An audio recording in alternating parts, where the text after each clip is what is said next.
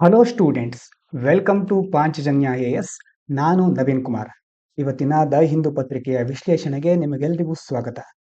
ಇವತ್ತಿನ ವಿಶೇಷ ಏನು ಅಂತಂದರೆ, ಇವತ್ತಿನಿಂದ ಪಾಂಚಜನ್ಯ ಎಎಸ್ ಕನ್ನಡದಲ್ಲಿ ನಿಮಗೆ ದ ಹಿಂದೂ ಪತ್ರಿಕೆಯ ವಿಶ್ಲೇಷಣೆಯ ನೋಟ್ಸನ್ನು ಕೊಡ್ತಾ ಇದೆ. ಇದು ನಿಮಗೆ ಇಷ್ಟ ಆಗ್ತಾ ಇದ್ರೆ ದಯವಿಟ್ಟು ಲೈಕ್ ಮತ್ತು ಕಮೆಂಟ್ ಮಾಡೋದ್ರ ಮೂಲಕ ತಿಳಿಸಿ. ಮುಂದಿನ ದಿನಗಳಲ್ಲಿ ಇದನ್ನು ಮುಂದುವರಿಸಬೇಕಾ ಅನ್ನೋದನ್ನ ನಾವು ಡಿಸೈಡ್ ಮಾಡಲಿಕ್ಕೆ ಹೆಲ್ಪ್ ಆಗುತ್ತೆ. ಮೊದಲು ನ್ಯೂಸ್ ಪೇಪರ್ನಲ್ಲಿ ಮುಖ್ಯವಾದ ವಿಷಯಗಳನ್ನು ನೋಡ್ತೇವೆ. ಅದಾದ ನಂತರ ನೋಟ್ಸ್ ಅಲ್ಲಿರೋದನ್ನ ಡಿಸ್ಕಸ್ ಮಾಡ್ತೇವೆ. ಮೊದಲನೇದು, centre place down US handling of deportees ಅಂತಂದ್ರೆ ನಿಮಗೆ ಗೊತ್ತಿರಬಹುದು, ಮೊನ್ನೆಯಿಂದ US ನಲ್ಲಿ ಅಕ್ರಮವಾಗಿ ವಲಸೆ ಬಂದಿರುವವರನ್ನ ವಾಪಸ್ ಕಳಿಸ್ತಾ ಇದ್ದಾರೆ. ಈಗ ಭಾರತಕ್ಕೆ ನಿನ್ನೆ ಒಂದು ಯುದ್ಧ ವಿಮಾನದ ಮೂಲಕ ಹಲವಾರು ಜನರು ಬಂದು ಇಳಿದಿದ್ದಾರೆ. ಆದ್ರೆ ಅವರನ್ನ ಯಾವ ಪರಿಸ್ಥಿತಿಯಲ್ಲಿ ತಂದಿದ್ದಾರೆ ಅಂತಂದ್ರೆ, ಕಾಲಿಗೆ ಒಂದು ಸರಪಳಿ ಹಾಕಿರಬಹುದು ಅಥವಾ ಮುಖವನ್ನ ಮರೆ ಮಾಡಿರಬಹುದು, ಯಾಕಂದ್ರೆ ಯಾವುದೋ ಒಂದು ಕೈದಿಗಳನ್ನ ನಡೆಸ್ಕೊಳ್ಳೋ ತರ ಮಾಡಿದ್ದಾರೆ. ಅಂದ್ರೆ ಸರಿಯಾದ ಒಂದು ಗೌರವಯುತವಾದ ವರ್ತನೆಯನ್ನ ನಡೆಸ್ಕೊಳ್ತಾ ಇಲ್ಲ ಅವರನ್ನ. ಮತ್ತೆ US ಅಮಾನವೀಯವಾಗಿ ಇವರನ್ನ ನಡೆಸ್ಕೊಂಡಿದೆ ಅಂತ ಹೇಳ್ತಾ ಇದ್ದಾರೆ. ಇದ್ರ ಬಗ್ಗೆ ಸಂಸತ್ನಲ್ಲಿ ದೊಡ್ಡ ಗಲಾಟೆ ಆಗಿದೆ. ಭಾರತ ಸರ್ಕಾರ US ಜೊತೆ ತುಂಬಾ ನಾವು ಅಮೆರಿಕ ಜೊತೆ ಒಳ್ಳೆ ಫ್ರೆಂಡ್ಸ್ ಆಗಿದ್ದೇವೆ ಅಂತ ಮೋದಿ ಅವರು ಹೇಳ್ತಾ ಇರ್ತಾರಲ್ವಾ. ಹಾಗಾದ್ರೆ ಯಾಕೆ ಇದರ ಬಗ್ಗೆ ಪ್ರಶ್ನೆ ಎತ್ತಾ ಇಲ್ಲ ಅಂತ ಪ್ರತಿಪಕ್ಷಗಳು ದೊಡ್ಡದಾಗಿ ಗಲಾಟೆ ಮಾಡಿವೆ. ಈ ಸಂದರ್ಭದಲ್ಲಿ ಜೈಶಂಕರ್ ಅವರು ಏನ್ ಹೇಳಿದ್ದಾರೆ ಅಂತಂದ್ರೆ, ಅಮೆರಿಕದಿಂದ ಭಾರತೀಯರು ವಾಪಸ್ ಬರ್ತಾ ಇದ್ದಾರೆ, ಆದ್ರೆ ಇದೇನು ಹೊಸ ವಿಷಯ ಅಲ್ಲ. ಅಮೆರಿಕದಿಂದ ಈ ಹಿಂದಿರುಗಿಸುವ ಪ್ರಕ್ರಿಯೆ ಇದೆಯಲ್ವಾ, ಇದಕ್ಕೆ ಡಿಪಾರ್ಟೇಷನ್ ಅಂತ ಕರೀತೇವೆ. ಇದನ್ನ 2009ರಿಂದನೂ ನಡೆಸ್ತಾ ಇದ್ದಾರೆ. ಇಲ್ಲಿ ತನಕ ಸುಮಾರು 15,756 ಜನ ಬಂದಿದ್ದಾರೆ ಅಲ್ಲಿಂದ ವಾಪಸ್ಸು. 2019ರಲ್ಲಿ ಸುಮಾರು 2,042 ಜನ ಬಂದಿದ್ದಾರೆ. ಆ ಒಂದು ವರ್ಷದಲ್ಲೇ ಅತ್ಯಧಿಕ ಅಂತಂದ್ರೆ 2,042 ಜನ ಬಂದಿದ್ದಾರೆ. ಹಾಗಾಗಿ ಇದೇನು ಹೊಸದಲ್ಲ. ನಾವು ಈಗ ಬಂದ ತಕ್ಷಣ ಇದು ಆಗಿದೆ ಅಂತಲ್ಲ. ಟ್ರಂಪ್ ಅವರು ಹಿಂದಿನ ಸಾರಿ ಆಡಳಿತಕ್ಕೆ ಬಂದಾಗಲೂ ಸಹ ಹಲವಾರು ಕ್ರಮಗಳನ್ನ ಕೈಗೊಂಡಿದ್ರು, ಆಗಲೂ ಎಷ್ಟೋ ಜನರನ್ನು ವಾಪಸ್ ಕಳಿಸಿದ್ರು. ಹಾಗಾಗಿ ಈಗ ಇದು ಹೊಸದಲ್ಲ ಅಂತ ಅವ್ರು ಹೇಳಿದ್ದಾರೆ. ಇನ್ನು ಅದೇ ರೀತಿ ಅವರು ಅಕ್ರಮ ವಲಸಿನ ತಡೆಗಟ್ಟಲಿಕ್ಕೆ ಸರ್ಕಾರ ಗಂಭೀರವಾದ ಕ್ರಮಗಳನ್ನ ಕೈಗೊಳ್ಳುತ್ತೆ. ಮುಖ್ಯವಾಗಿ ಇಲ್ಲೀಗಲ್ ಮೈಗ್ರೇಷನ್ ಇಂಡಸ್ಟ್ರಿಗಳಿರುತ್ತೆ. ಏನ್ ಮಾಡ್ತಾರೆ ಅಂತಂದ್ರೆ, ಬೇರೆ ದೇಶದಲ್ಲಿ ನಿಮ್ಗೆ ಒಳ್ಳೆ ಉದ್ಯೋಗ ಕೊಡಿಸ್ತೇನೆ, ಅಲ್ಲಿ ಉಳ್ಕೊಳ್ಳಿಕ್ಕೆ ವ್ಯವಸ್ಥೆ ಮಾಡ್ತೇನೆ ಅಂತ ಎಷ್ಟೋ ಸಂಸ್ಥೆಗಳು ಇಲ್ಲೀಗಲ್ ಆಗಿ ಸ್ಕ್ಯಾಮ್ ಅನ್ನ ಮಾಡ್ತಾ ಇರುತ್ತವೆ. ಅವ್ರೇನ್ ಮಾಡ್ತಾರೆ ಅಂತಂದ್ರೆ, ಬೇರೆ ಬೇರೆ ಮಾರ್ಗಗಳ ಮೂಲಕ ಗಡಿಯನ್ನ ಹೇಗೆ ದಾಟೋದು ಅಂತಂದ್ರೆ, ಇವ್ರ ಹತ್ರ ವೀಸಾ ಇರೋದಿಲ್ಲ, ಪಾಸ್ಪೋರ್ಟ್ ಇರೋದಿಲ್ಲ, ಸರಿಯಾದ ಡಾಕ್ಯುಮೆಂಟ್ ಯಾವುದು ಇರೋದಿಲ್ಲ. ಅದು ಇಲ್ದೇನೂ ಸಹ ಇಲ್ಲೀಗಲ್ ಆಗಿ ಹೋಗಿರ್ತಾರಲ್ವಾ. ಹಾಗಾಗಿ ಆ ಒಂದು ಜನರನ್ನ ನಿಭಾಯಿಸುವವರು ಈ ಇಲ್ಲಿಗಲ್ ಮೈಗ್ರೇಷನ್ ಇಂಡಸ್ಟ್ರಿಯ ವ್ಯಕ್ತಿಗಳಾಗಿರ್ತಾರೆ. ಇವರ ಮೇಲೆ ಸರ್ಕಾರ ಕಠಿಣ ಕ್ರಮವನ್ನು ಕೈಗೊಳ್ಳುತ್ತೆ ಅಂತ ಜೈಶಂಕರ್ ಅವರು ಹೇಳಿದ್ದಾರೆ. ಇದಾದ ನಂತರ ಈ ಕಡೆ ನೋಡಿ, what was gross about the 12 bills kept pending for 3 years, supreme court asking Tamil Nadu governor. ಏನ್ ವಿಷಯ ಅಂತಂದ್ರೆ, ಇಲ್ಲಿ ತಮಿಳುನಾಡಿನಲ್ಲಿ ರಾಜ್ಯಪಾಲರು ಏನ್ ಮಾಡ್ತಾ ಇದ್ದಾರೆ ಅಂತಂದ್ರೆ, ಸರ್ಕಾರದ ಬಿಲ್ಗಳನ್ನ ಅನುಮೋದನೆ ಕೊಡದೆ ಉಳಿಸ್ಕೊಂಡ್ಬಿಟ್ಟಿದ್ದಾರೆ. RN ರವಿ ಅಂತ ಅವ್ರ ಹೆಸರು. ಸುಮಾರು 12 ಬಿಲ್ಗಳನ್ನ, ಮೊದಲು ಬಿಲ್ ಇರುತ್ತೆ, ಆಮೇಲೆ ಆಕ್ಟ್ ಆಗುತ್ತಲ್ವಾ, ಆ ಬಿಲ್ಗಳನ್ನ ಸುಮಾರು 3 ವರ್ಷಗಳಿಗೂ ಹೆಚ್ಚು ಕಾಲ ಏನ್ ಮಾಡ್ತಾರೆ, ಅನುಮೋದನೆ ಕೊಡೋದಿಲ್ಲ, ಸುಮ್ಮನೆ ಪೆಂಡಿಂಗ್ ಇಟ್ಕೊಂಡ್ಬಿಡೋದು. ಈ ಬಿಲ್ಗಳಲ್ಲಿ ಹೆಚ್ಚು ಯಾವ್ದಕ್ಕೆ ಸಂಬಂಧಪಟ್ಟಿದ್ದೆ, ಮುಖ್ಯವಾಗಿ ವಿಶ್ವವಿದ್ಯಾಲಯಗಳ ಕುಲಪತಿಗಳ ನೇಮಕಾತಿ ಮತ್ತೆ ಉನ್ನತ ಶಿಕ್ಷಣ, ಇದಕ್ಕೆ ಸಂಬಂಧಪಟ್ಟ ಬಿಲ್ಗಳಾಗಿತ್ತು ಇದು. ಅವ್ರೇನ್ ಮಾಡ್ತಾರೆ, ಬಿಲ್ ಬರುತ್ತೆ, ಆಮೇಲೆ ಅದರ ಬಗ್ಗೆ ಯಾವ ಕ್ರಮಗಳನ್ನು ಕೈಗೊಳ್ಳೋದಿಲ್ಲ. ಈಗ ಆ ತಮಿಳುನಾಡು ಸರ್ಕಾರ ಸುಪ್ರೀಂ ಕೋರ್ಟ್ನ ಮೊರೆ ಹೋಗುತ್ತೆ. ರಾಜ್ಯಪಾಲರು ಏನ್ ಮಾಡ್ತಾರೆ, 2 ಬಿಲ್ಗಳನ್ನ ರಾಷ್ಟ್ರಪತಿ ಕಳಿಸ್ತಾರೆ, ಉಳಿದ 10 ಬಿಲ್ಗಳನ್ನ ಅನುಮೋದನೆ ನೀಡದೆ ತಿರಸ್ಕರಿಸ್ಬಿಡ್ತಾರೆ. ಆವಾಗ ತಮಿಳುನಾಡು ಏನ್ ಮಾಡುತ್ತೆ, ಮತ್ತೆ ಆ 10 ಬಿಲ್ಗಳನ್ನ ವಿಶೇಷ ಅಧಿವೇಶನ ಮಾಡಿ ಅಂಗೀಕರಿಸುತ್ತೆ, ಮತ್ತೆ ರಾಜ್ಯಪಾಲರಿಗೆ ಕಳಿಸುತ್ತೆ. ಆದ್ರೆ ಈಗ ಅವರು ಎಲ್ಲಾ 10 ಬಿಲ್ಗಳನ್ನ ರಾಷ್ಟ್ರಪತಿಗೆ ಕಳಿಸ್ತಾರೆ ಮತ್ತೆ ವಾಪಸ್. ರಾಷ್ಟ್ರಪತಿ ಅವ್ರು ಏನ್ ಮಾಡ್ತಾರೆ, ಆಗ ಒಂದಕ್ಕೆ ಅನುಮೋದನೆ ಕೊಡ್ತಾರೆ, 7 ಬಿಲ್ಗಳನ್ನ ತಿರಸ್ಕರಿಸ್ತಾರೆ, ಮತ್ತೆ 2 ಬಿಲ್ಗಳ ಬಗ್ಗೆ ಯಾವುದೇ ತೀರ್ಮಾನ ತೆಗೆದುಕೊಳ್ಳೋದೇ ಇಲ್ಲ. ಹೀಗಾಗಿ ಈ ಬಿಲ್ಗಳಿಗೆ ಸಂಬಂಧಿಸಿದ ಹಾಗೆ ಮುಖ್ಯವಾಗಿ ಕೇರಳದಲ್ಲೂ ಈ ಸಮಸ್ಯೆ ಬರ್ತಾ ಇದೆ. ಹಿಂದೂರು ಹೇಳೋ ಪ್ರಕಾರ ಮೇಲ್ಗಡೆ ಬಿಜೆಪಿ ಗೌರ್ಮೆಂಟ್ ಇದೆ, ಯಾವ್ಯಾವ ರಾಜ್ಯಗಳಲ್ಲಿ ಬಿಜೆಪಿ ಇಲ್ವೋ ಆ ಎಲ್ಲಾ ರಾಜ್ಯಗಳಲ್ಲಿ ಇಂತಹ ಸಮಸ್ಯೆ ಬರ್ತಾನೆ ಇದೆ. ಅಲ್ಲಿ ಆ ರಾಜ್ಯಗಳು ತೆಗೆದುಕೊಳ್ಳುವಂತ ನಿರ್ಧಾರಗಳು ಕೇಂದ್ರ ಸರ್ಕಾರಕ್ಕೆ ಇಷ್ಟ ಆಗ್ತಾ ಇಲ್ಲ, ಹಾಗಾಗಿ ಈ ರೀತಿ ಮಾಡ್ತಾ ಇದೆ ಅಂತ ಹಿಂದೂ ಪತ್ರಿಕೆ ಹಲವಾರು ವರದಿಗಳು ಹೇಳುತ್ತೆ. ಹಾಗಾಗಿ ಯಾಕೆ ಈ ತರ ನೀವು ಪೆಂಡಿಂಗ್ ಇಡ್ತಾ ಇದ್ದೀರಾ, ಏನು ಸಮಸ್ಯೆ ನಿಮ್ದು ಅಂತ ಸುಪ್ರೀಂ ಕೋರ್ಟ್ ಕೇಳ್ತಾ ಇದೆ. ನಾವೇನು ನಿಮ್ಮ ಅಧಿಕಾರದ ಬಗ್ಗೆ ಪ್ರಶ್ನೆ ಮಾಡ್ತಾ ಇಲ್ಲ, ಆದ್ರೆ ಏನು ಪ್ರಾಬ್ಲಮ್ ಏನು ಅಂತ ಸುಪ್ರೀಂ ಕೋರ್ಟ್ ಕೇಳ್ತಾ ಇದೆ. ಇಲ್ಲಿ ಒಂದು ಟರ್ಮ್ ಅನ್ನ ನೆನಪಿಟ್ಕೊಳ್ಳೋದಾದ್ರೆ, ಗವರ್ನರ್ಸ್ ಅಸೆಂಟ್, ರಾಜ್ಯಪಾಲರ ಅನುಮೋದನೆ ಅಂತ ಕರೀತಾರೆ. ರಾಜ್ಯ ವಿಧಾನಸಭೆ ಅಂಗೀಕರಿಸಿದ ಬಿಲ್ ಕಾನೂನಾಗಿ ಪರಿವರ್ತನೆ ಆಗ್ಲಿಕ್ಕೆ ರಾಜ್ಯಪಾಲರ ಒಪ್ಪಿಗೆ ಬೇಕಾಗುತ್ತೆ. ಇನ್ನು ಆರ್ಟಿಕಲ್ 200 ಏನ್ ಹೇಳುತ್ತೆ, ಸಂವಿಧಾನದ ಈ ವಿಧಿ ಅಡಿ ಏನಾಗಿರುತ್ತೆ, ರಾಜ್ಯಪಾಲರಿಗೆ ವಿಧಾನಸಭೆಯಿಂದ ಬಂದ ಬಿಲ್ಗಳಿಗೆ ಒಂದು ಅವರು ಅನುಮೋದನೆ ಕೊಡಬಹುದು, ಅಸೆಂಟ್ ಸರಿ ಇದೆ ಅಂತ ಅನುಮೋದನೆ ಮಾಡಬಹುದು, ಅಥವಾ ಅದನ್ನ ರಿಜೆಕ್ಟ್ ಮಾಡಬಹುದು, ಅಥವಾ ಅದನ್ನ ರಾಷ್ಟ್ರಪತಿಗೆ ಕಳುಹಿಸುವ ಅಧಿಕಾರ ಇರುತ್ತೆ ಅವರಿಗೆ. ಇವಿಷ್ಟು ಇದರ ಮೂಲಕ ನಾವು ತಿಳ್ಕೋಬೇಕಾದ ವಿಷಯಗಳು. ಇದಾದ ನಂತರ ಕಾಂಗ್ರೆಸ್ ಅವ್ರ ಬಗ್ಗೆ ಮೋದಿ ಏನ್ ಹೇಳಿದ್ದಾರೆ ಅನ್ನೋದು ಬೇಕಾಗಿಲ್ಲ.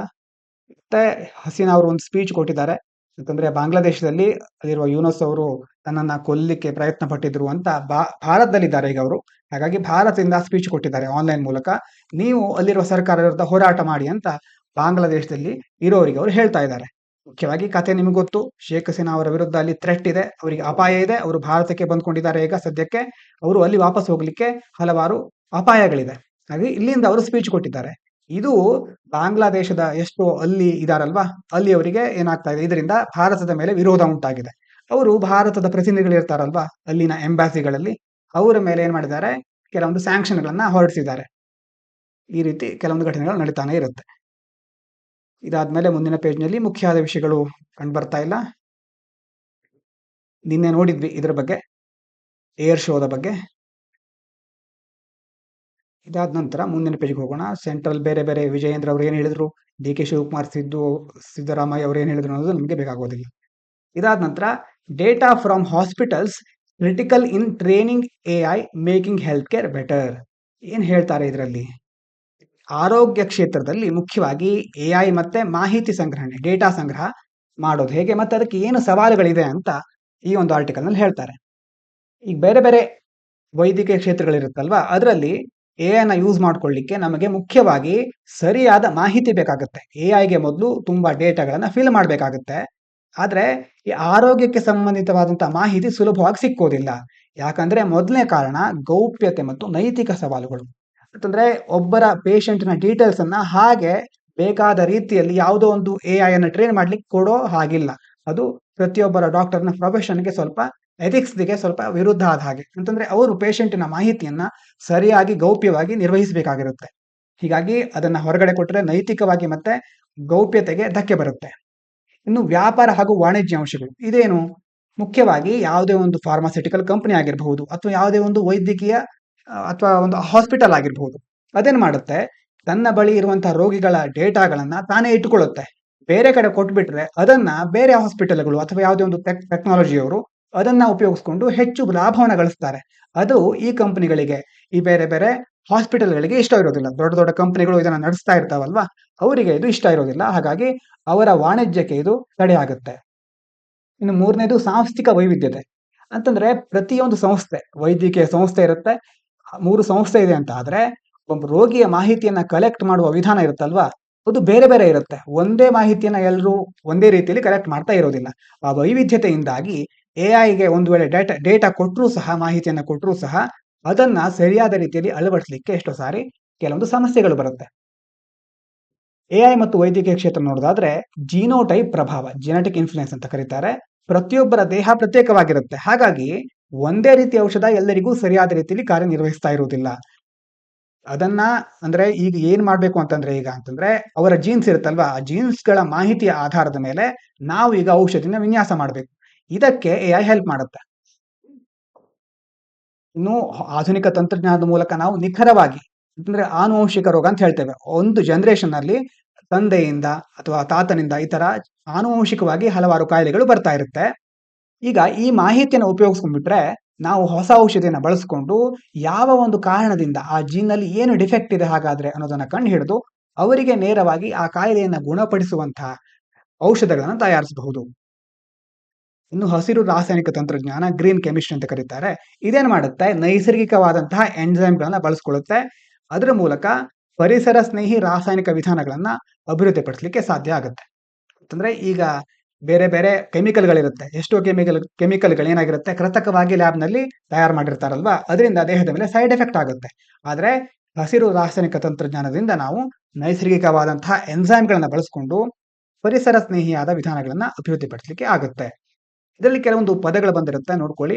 ಅಲ್ಫಾ ಫೋಲ್ಡ್ ಹೀಗಂದ್ರೆ ಏನು, ಇದೊಂದು AI ಆಧಾರಿತ ಒಂದು ವ್ಯವಸ್ಥೆ. ಇದು ಏನ್ ಮಾಡುತ್ತೆ ಅಂತಂದ್ರೆ ಪ್ರೋಟೀನ್ಗಳ 3D ರಚನೆ, 3 ಡೈಮೆನ್ಷನಲ್ ವ್ಯೂ ಅಂತಂದ್ರೆ ಅದು 3 ಡೈಮೆನ್ಷನ್ ಅಲ್ಲಿ ಲೆಂತ್, ವಿಡ್ತ್, ಹೈಟ್ ಮೂರನ್ನು ಸಹ ಊಹಿಸ್ಲಿಕ್ಕೆ, ಪ್ರೆಡಿಕ್ಟ್ ಮಾಡ್ಲಿಕ್ಕೆ ಸಹಾಯ ಮಾಡುತ್ತೆ.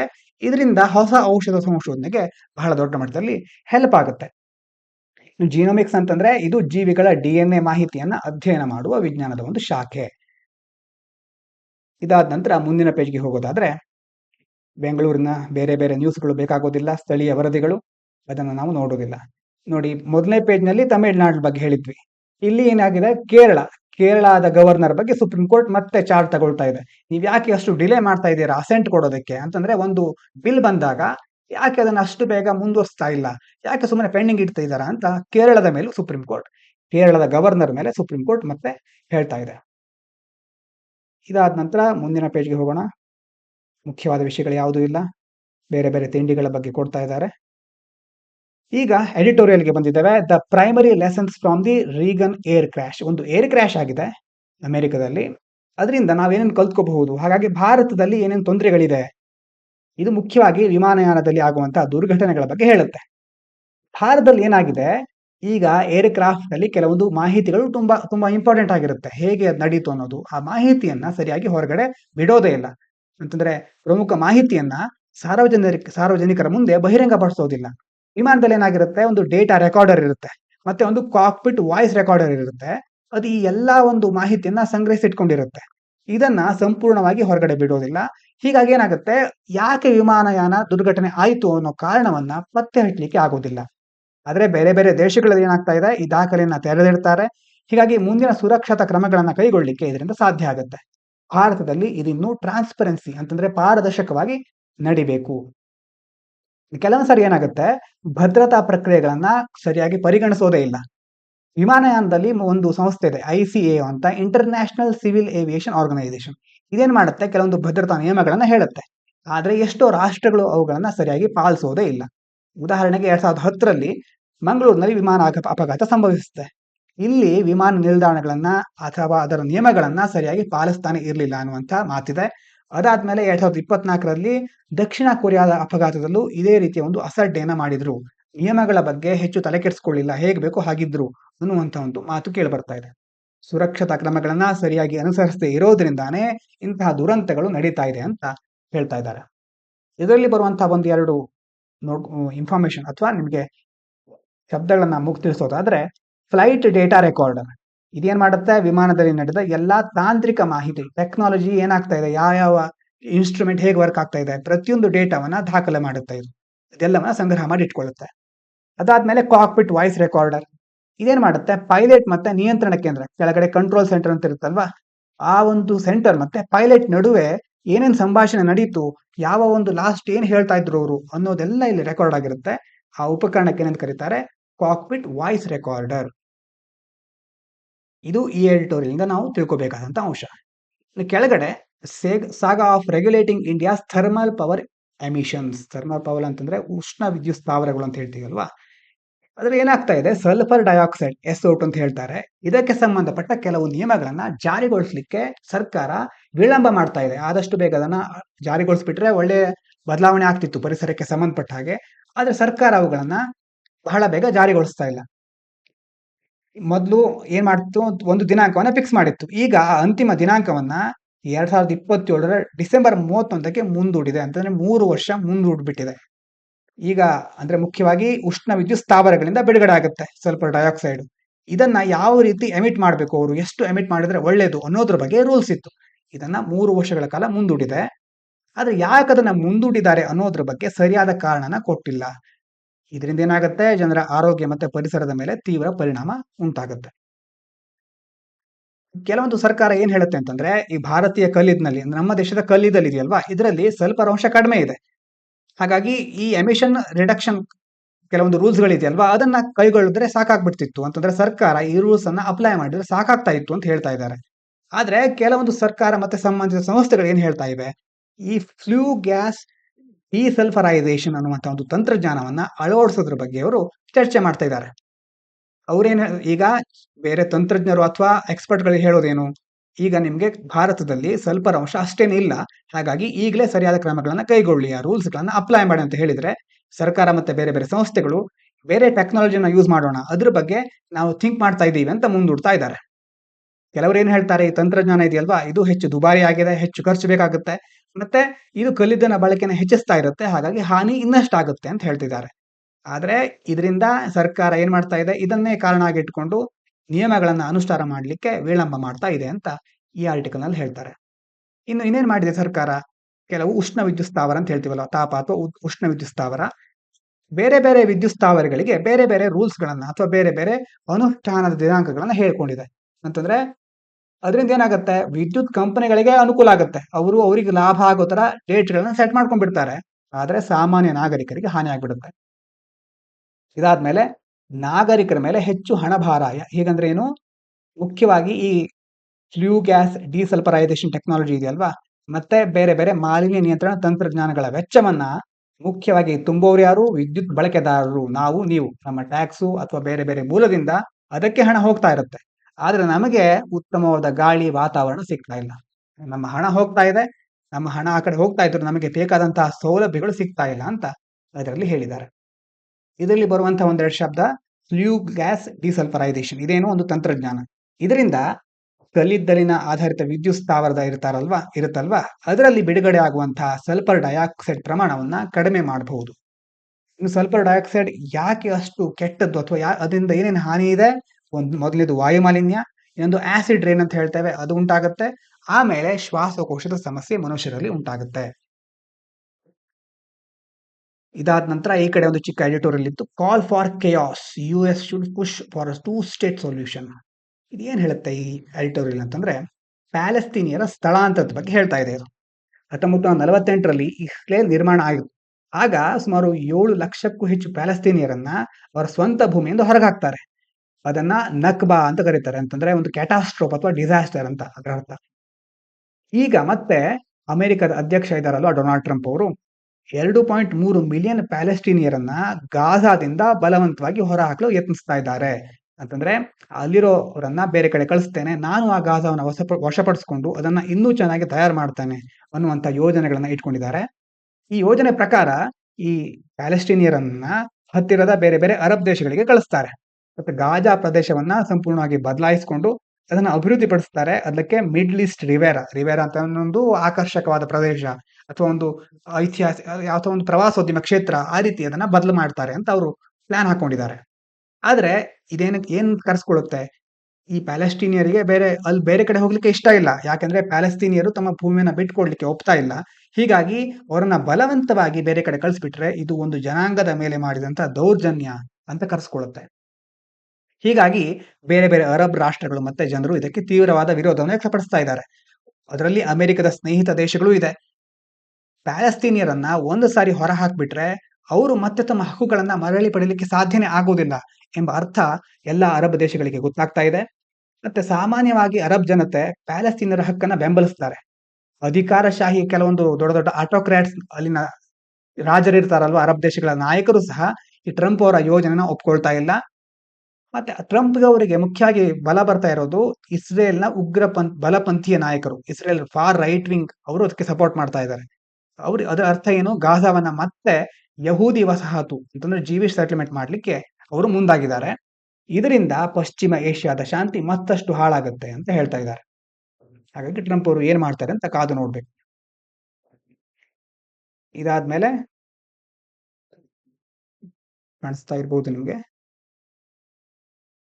ಕೆಳಗಡೆ ಇನ್ನೊಂದು ಎಡಿಟೋರಿಯಲ್ ಇದೆ, ಕ್ರಿಪ್ಪಿಂಗ್ ಏಡ್ ವರ್ಕ್. ಇಲ್ಲಿ ಏನ್ ಹೇಳ್ತಾ ಇದೆ, ಇದು ಸಹ ಅಮೆರಿಕ ಹಾಗೂ ಟ್ರಂಪ್ ಅವರಿಗೆ ಸಂಬಂಧಪಟ್ಟದ್ದು.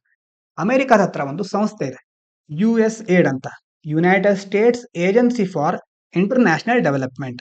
ಈಗ ಅದರಿಂದ ಬೇರೆ ಬೇರೆ ದೇಶಗಳಿಗೆ ಕೊಡುವಂತಹ ಹಣಕಾಸಿನ ಸಹಾಯವನ್ನು ನಿಲ್ಲಿಸಿಬಿಟ್ಟಿದ್ದಾರೆ. ಅಮೆರಿಕದ ಅಂತಾರಾಷ್ಟ್ರೀಯ ನೆರವು ಸ್ಥಗಿತ ಆಗಿದೆ. ಈ USAID ನಿಂದ ಬೇರೆ ಬೇರೆ ಆರ್ಥಿಕ ವಿಚಾರಗಳಿಗೆ ಮತ್ತೆ ಮಾನವೀಯತೆಗೆ ಸಂಬಂಧಪಟ್ಟ ಹಾಗೆ ಹಣಕಾಸಿನ ನೆರವನ್ನು ನೀಡ್ತಾ ಇದ್ದು, ಮುಖ್ಯವಾಗಿ ಆರೋಗ್ಯ, ಆಹಾರ ಮತ್ತೆ ತುರ್ತು ನೆರವಿರುವಂತಹ ದೇಶಗಳಿಗೆ, ಉದಾಹರಣೆಗೆ ಆಫ್ರಿಕಾ, ಪ್ಯಾಲೆಸ್ತೀನ್, ಭಾರತಕ್ಕೆ ಹಲವಾರು ದೇಶಗಳಿಗೆ ಇದರಿಂದ ಹಣ ಕೊಡ್ತಾ ಇದ್ರು. ಈಗ ಅದನ್ನು ನಿಲ್ಲಿಸ್ಬಿಟ್ಟಿದ್ದಾರೆ. ಇದರಿಂದ ಈ ದೇಶಗಳಿಗೆ ಬಹಳ ದೊಡ್ಡ ಪ್ರಮಾಣದಲ್ಲಿ ಹಾನಿ ಆಗಬಹುದು. ಪ್ಯಾಲೆಸ್ತೀನ್ ನಲ್ಲಿ ಗಾಜಾ ಭಾಗಕ್ಕೆ ಸಂಬಂಧಿಸಿದ ಹಾಗೆ ಆಹಾರ ನೆರವು ಕೊಡ್ತಿದ್ರು. ಮತ್ತೆ ಭಾರತದಲ್ಲಿ ಮಕ್ಕಳ ಆರೋಗ್ಯಕ್ಕೆ, ಪೋಲಿಯೋ ನಿರ್ಮೂಲನೆಗೆ, HIV, TB ತಡೆಗಟ್ಟುವುದಕ್ಕೆಲ್ಲ US ಮೊದಲು ಈ ಒಂದು ಫಾರಿನ್ ಏಡ್ ಮೂಲಕ ಸಹಾಯ ಮಾಡಿತ್ತು. ಹಾಗಾಗಿ ಅವರು ಇದನ್ನ ನಿಲ್ಲಿಸ್ತಾ ಇದ್ದಾರೆ. ಮುಂದಿನ ದಿನಗಳಲ್ಲಿ ಅದರ ಎಫೆಕ್ಟ್ ಅನ್ನ ಬೇರೆ ಬೇರೆ ದೇಶಗಳು ಅನುಭವಿಸಬಹುದು ಅನ್ನೋದು ಆ ಒಂದು ಎಡಿಟೋರಿಯಲ್ನ ಸಾರಾಂಶ. ಇನ್ನೊಂದು ಇಂಟ್ರೆಸ್ಟಿಂಗ್ ಅಂಶ ಇದೆ. Should India build sovereign foundational AI model?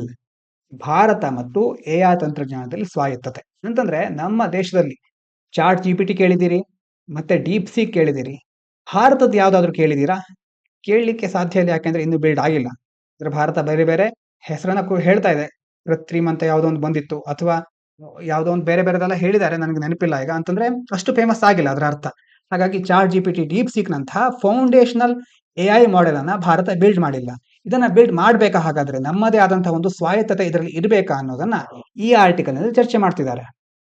ಕೆಲವು ತಜ್ಞರು ಏನ್ ಹೇಳ್ತಾರೆ ಅಂತಂದ್ರೆ, ಭಾರತ ತನ್ನದೇ ಆದಂತಹ ಒಂದು ಎಐ ಮೂಲ ಮಾದರಿಗಳನ್ನ, ಅಂತಂದ್ರೆ ಫೌಂಡೇಶನಲ್ ಮಾಡೆಲ್ಸ್ ಗಳನ್ನ ತಯಾರಿಸೋ ಬದಲು ಬೇರೆಯವರು, ಈಗ ಓಪನ್ ಸೋರ್ಸ್ ಅಂತಂದ್ರೆ ಡೀಪ್ ಸೀಕ್ ಅನ್ನೋದು ಓಪನ್ ಸೋರ್ಸ್ ಸಾಫ್ಟ್ವೇರ್ ಅಥವಾ ಓಪನ್ ಸೋರ್ಸ್ ಮಾಡೆಲ್. ಅದು ಓಪನ್ ಸೋರ್ಸ್ ಅಂತಂದ್ರೆ ಏನು?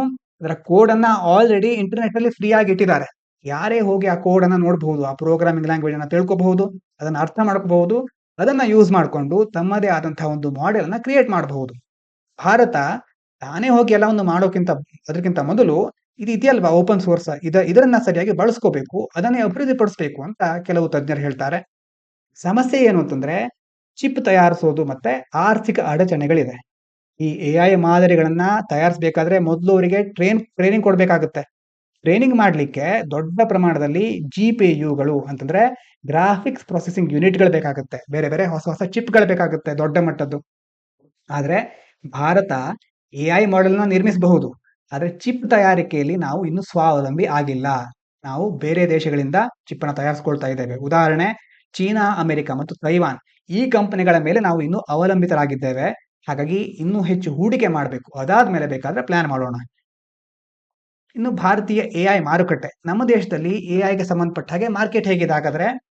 ಈಗ ಒಂದು ವೇಳೆ ನಾವು ಎಐ ಮಾಡೆಲ್ಗಳನ್ನ ನಿರ್ಮಿಸಿದ್ವಿ ಅಂತ ಇಟ್ಕೊಳ್ಳಿ, ಆದ್ರೆ ಮಾರುಕಟ್ಟೆಯಲ್ಲಿ ಅಷ್ಟೇನು ಬೇಡಿಕೆ ಇಲ್ಲ. ಈಗ ಅಮೆರಿಕದಲ್ಲಿ ಎಷ್ಟೋ ಕಂಪನಿಗಳು ಎಐ ರಿಲೇಟೆಡ್ ಆಗಿ ಹೆಚ್ಚಿನ ಹೂಡಿಕೆ ಮಾಡ್ತಾ ಇವೆ. ಆದ್ರೆ ಭಾರತದಲ್ಲಿ ಎಐ ಸೇವೆಗಳನ್ನ ಬಳಸುವ ಉದ್ಯಮಗಳ ಸಂಖ್ಯೆ ಬಹಳ ಕಡಿಮೆ. ಹೀಗಾಗಿ ಭಾರತದ ಎಐ ಕಂಪನಿಗಳು ಬೇರೆ ಬೇರೆ ಅಂತಾರಾಷ್ಟ್ರೀಯ ಮಾರುಕಟ್ಟೆಗಳಿಗೆ ಅವಲಂಬಿತ ಆಗ್ಬೇಕಾಗುತ್ತೆ. ನಮ್ಮ ದೇಶದಲ್ಲಿ ಹೆಚ್ಚು ಬೇಡಿಕೆ ಇಲ್ಲ ಅಂತಂದ್ರೆ ಬೇರೆ ದೇಶದಲ್ಲಿ ಆಲ್ರೆಡಿ ಅವರದ್ದೇ ಆದ ಮಾಡೆಲ್ಗಳು ಇರುತ್ತೆ, ಇನ್ನು ಎಫಿಷಿಯಂಟ್ ಆಗಿರೋದು.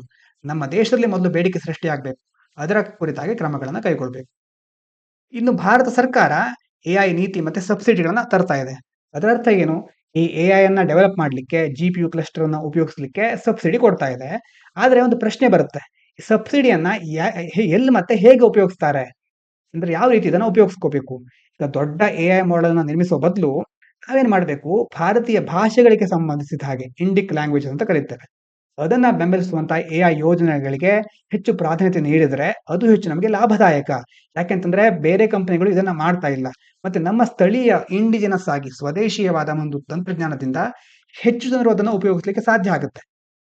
ಉದಾಹರಣೆಗೆ ಎಐ ಫಾರ್ ಭಾರತ್, ಈ ಪ್ರಾಜೆಕ್ಟ್ ನಲ್ಲಿ ಭಾರತೀಯ ಬೇರೆ ಬೇರೆ ವಾಯ್ಸ್ ಮತ್ತೆ ಪಠ್ಯಗಳನ್ನ ಅನುವಾದ ಮಾಡ್ತಾರೆ. ಸ್ಪೀಚ್ ಮತ್ತೆ ಟ್ರಾನ್ಸ್ಲೇಷನ್ ಮಾಡೆಲ್ಸ್ ಆಗಿ ಇದನ್ನ ಬಳಸ್ತಾರೆ. ಇದನ್ನ ಇನ್ನು ಅಭಿವೃದ್ಧಿ ಪಡಿಸ್ತಾ ಇದ್ದಾರೆ.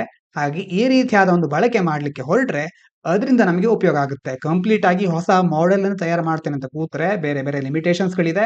ಹಾಗಾಗಿ ಮೊದಲು ಈಸಿ ಆಗಿರೋ ವೇನ ಫೈಂಡ್ ಔಟ್ ಮಾಡಿ, ಭಾರತದವರಿಗೆ ಉಪಯೋಗ ಆಗೋ ತರ ಏನಾದ್ರು ಮಾಡಿ ಮೊದಲು, ಆಮೇಲೆ ಹೊರಗಿನ ಮಾರುಕಟ್ಟೆಗೆ ಹೋಗೋಣ ಅಂತ ತಜ್ಞರು ಹೇಳ್ತಾ ಇದ್ದಾರೆ. ಇದಾದ ನಂತರ ಮುಂದಿನ ಪೇಜ್ಗೆ ಹೋಗೋದಾದ್ರೆ, ಇಲ್ಲಿ ಒಂದು ಚಿಕ್ಕ ವಿಷಯ ಇದೆ. ಚಿಕ್ಕ ವಿಷಯ ಅಂತಂದ್ರೆ ನಮ್ಮಂತವರಿಗೆ ಇದು ದೊಡ್ಡ ವಿಷಯ.